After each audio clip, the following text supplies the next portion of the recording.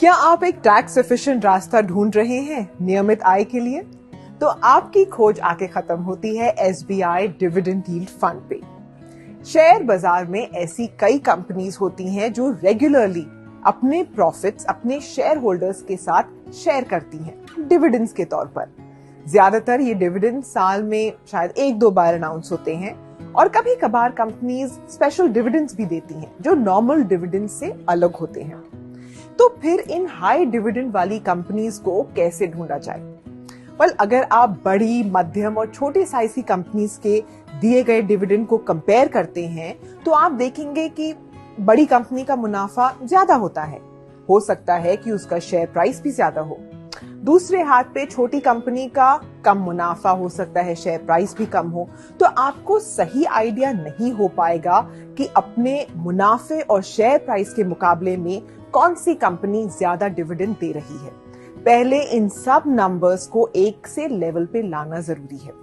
इसके लिए हम कैलकुलेट करते हैं डिविडेंड यील्ड। एक साल में जितना भी टोटल डिविडेंड दिया गया है उसे उसके स्टॉक प्राइस से डिवाइड करने पर मिलती है डिविडेंड यील्ड। तो मान लीजिए कि एक कंपनी किसी साल में टोटल 30 रुपए का डिविडेंड अनाउंस करती है और उसका स्टॉक प्राइस है 600।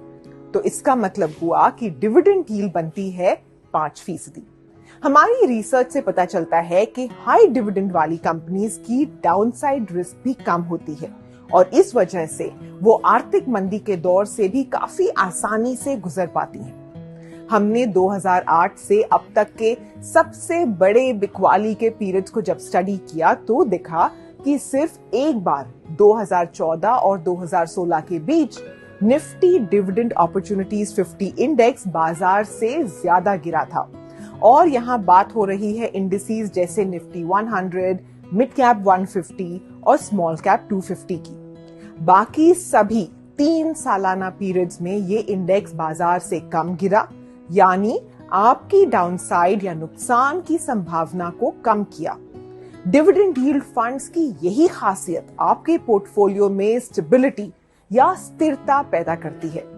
हकीकत में तो ये भी देखा गया है कि अगर आपने 2008 में निफ्टी 500 और निफ्टी डिविडेंड अपॉर्चुनिटीज 50 इंडेक्स में 1 लाख रुपए निवेश किए होते तो आपका निफ्टी 500 का इन्वेस्टमेंट बढ़कर बन जाता करीबन 4.25 लाख और निफ्टी डिविडेंड अपॉर्चुनिटीज इंडेक्स